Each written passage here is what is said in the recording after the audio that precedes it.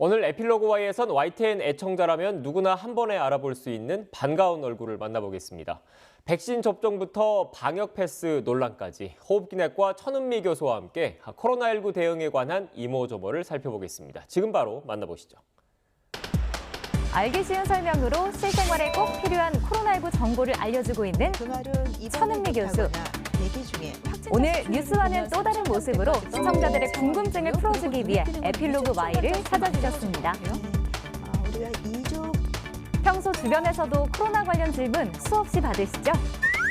아는 분뿐 아니라 환자분들, 특히 택시를 타면 제가 제 목소리를 듣고서 갑자기 질문하시는 분들 계셔서 제가 그래도 상당히 많은 분들에게 좀 이렇게 도움을 줄 수 있는 그런 입장이 될 수도 있구나 생각하고 있습니다. 주변에 이렇게 계속 물어보잖아요. 근데 힘들진 않으세요? 저는 힘들다는 생각은 하지 않습니다. 도리어 그런 분들이 저에게 이렇게 문의를 하실 때 제가 조금이라도 도움이 되는 점에 대해서 정말 감사하게 생각하고 있습니다. 오늘 에필로그 Y 시간, 호흡기내과 천은미 교수와 함께합니다.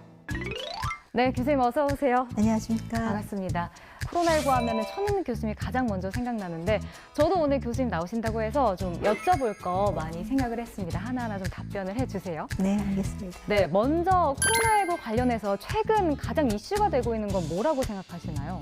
아마도 국민 입장에서는 확대되는 방역 패스와 부스터 접종이 아닐까 생각합니다. 지금 교수님이 언급하신 이 방역 패스가 최근 많은 관심이 아닐까 싶습니다. 근데 이렇게 몸에 이상이 있어서 백신 접종을 못하는 분들이 좀 계실 거 아니에요.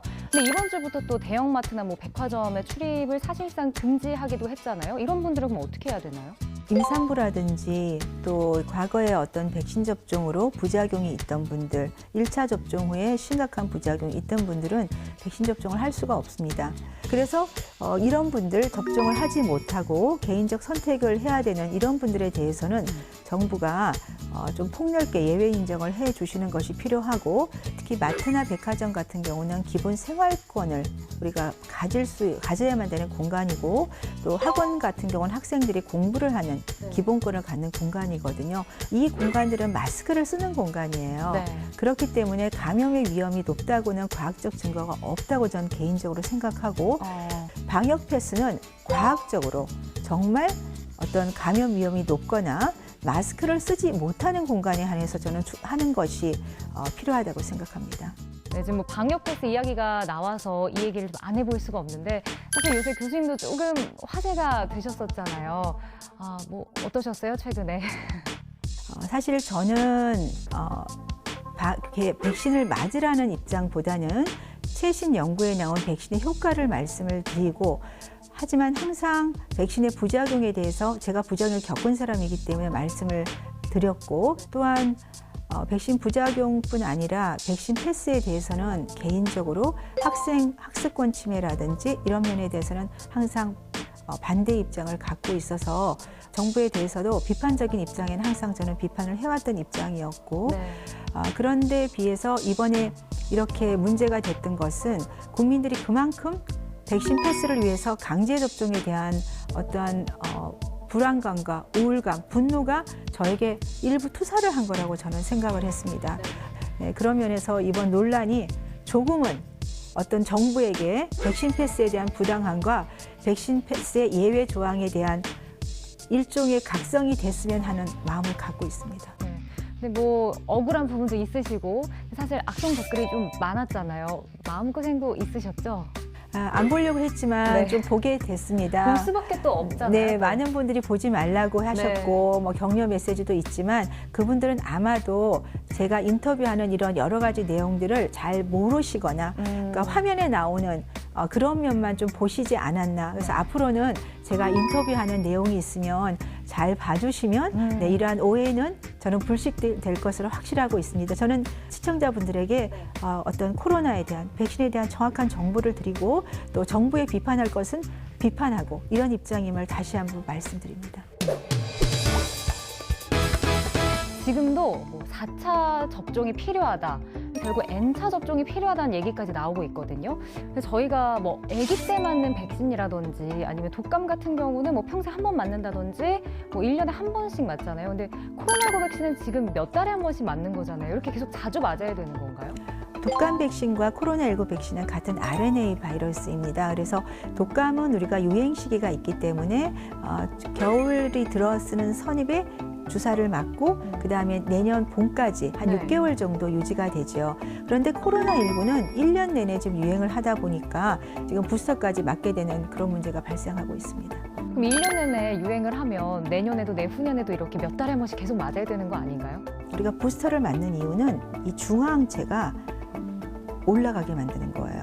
중화항체가 올라가게 만든다는 건 뭐 면역력이 생기게 만드는 그렇죠. 건가요? 우리가 이제 두 가지 면역이 있어요. 그러니까 중화항체는 바로 바이러스를 막아주는 1차 방어벽이고요. 그다음에 중화항체는 시간이 지나면서 떨어집니다. 이스라엘 사례를 보면 3개월 정도가 지나면 중화항체가 확실히 떨어져서 다시 확산이 되거든요. 네. 그렇다면 모든 분이 3개월마다 접종을 할 수는 없어요. 네. 접종을 1회만 하더라도 우리 몸에는 기억하는 그런 면역 세포가 있어요. 그 세포가 시간이 좀 걸리지만 활성화가 되면서 2차 방어막에서 중증으로 가는 것을 막아주는 그런 효과를 갖고 있거든요. 그렇다면은 고위험군에 대해서는 필요하면 부스터를 맞겠지만 그렇지 않은 경우는 1차 접종이나 2차 접종만 가지고도 우리가 개인 방역을 잘 신경 쓰면서 할 수 있다는 거죠. 역시 또 이번 달에 가장 큰 이슈는 바로 먹는 치료제가 아닐까 싶어요. 의료진들 사이에서 이 먹는 치료제에 대해서 어떻게 생각하고 계신가요? 좀 기대감을 갖고 계신가요? 저는 개인적으로 기대감을 갖고 있습니다. 우리가 신종플루 때 물론 백신이 큰 역할을 했지만 신종플루가 일반 독감으로 토착화된 것은 타미플루란 네. 경구치료제였어요. 이 경구치료제는 특징이 백신이나 항체치료제는 이 코로나19의 스파이크 단백질에 맞춰서 만든 거기 때문에 스파이크 단백질의 변이가 생기면 효과가 떨어질 수밖에 없습니다. 그렇지만 경구치료제는 이미 바이러스가 인체 내에 들어와서 바이러스 복제 과정에서 복제를 못하게 하기 때문에 변이에 관계가 없어요. 치료제는 그럼 변이가 생겨도 먹으면 효과가 다 있는 건가요? 그렇습니다. 거의 동일한 효과를 나타낼 수 있다는 장점이 있고 증상 발현 5일 정도 이내에 복용을 했을 때 팍슬로비드 같은 경우는 88%의 효과를 가져오고 10명 중에 1명만 입원을 한다는 굉장히 좋은 효과가 있기 때문에 이 정도면 의료체계가 지금처럼 코로나19로 대비를 하는 것이 아니라 일상의 진료를 보면서 집에서 약을 타서 복용하는 이런 식으로 갈 수가 있을 것 같습니다. 자, 이번에는 뉴스 대담에서 좀 하지 못했던 이야기를 해볼까 하는데요. YTN의 코로나 소식을 이제 저희는 의료 전문가들이 나와서 교수님처럼 이렇게 전해드리고 있습니다. 의료 전문가로서 보시기에 YTN의 이 코로나19 관련 보도는 좀 어떤가요? 잘 하고 있는 건지 궁금해요. YTN에서 코로나 대담을 하면서 제가 느낀 점은 상당히 객관적으로 방송을 하고 있고 또 국민들에게 정보를 주기 위해서 또 대담자에게 충분한 어떤 설명의 기회를 주고 있다. 그렇기 때문에 최신의 어떤 코로나19에 대한 정보를 국민들의 시청자분들에게 전달하는 면에서는 저는 굉장히 좋은 방송이라고 생각을 하고 있습니다. 다행이네요. 교수님께서 이제 원래 현업이 또 환자들을 돌보는 직업이시잖아요. 실제 환자분들도 교수님 방송 많이 보실 것 같아요. 어떠세요? 네, 제 환자분들은 오실 때마다 방송 잘 보고 있다 말씀 많이 해주시고 또 메일로도 많이 보내주세요. 지방에서까지 오시는 분도 계셔서 너무 죄송하고요. 그럼 네. 이번에도 이렇게 조금 제가 어려운 논란의 대상이 됐을 때 격려 메시지로 메일 보내주신 분, 카톡 보내주신 분 너무 지금 이 자리를 빌어서 감사드린다고 말씀드리고 싶습니다. 교수님께서 꾸준히 방송을 통해서 이렇게 시청자분들한테 코로나19 관련 소식을 전해주고 계신데 의료진으로서 방송에서 전하고 싶은 메시지도 있으신가요? 네, 방송을 통해서 저는 시청자분들에게 코로나19에 대한 최신 정보를 정확히 전달해 드리는 것이 가장 큰 저의 의무라고 생각하고 있습니다. 또한 거기에 덧붙여서 제가 개인적으로 갖고 있는 소신, 의료진으로서의 어떤 의무감, 네, 그런 것이 잘 전달이 됐으면 국민들, 시청자분들에게 조금이나마 도움이 되지 않을까 하는 그런 마음으로 지금까지 하고 있고 네. 앞으로도 그렇게 하고 싶습니다.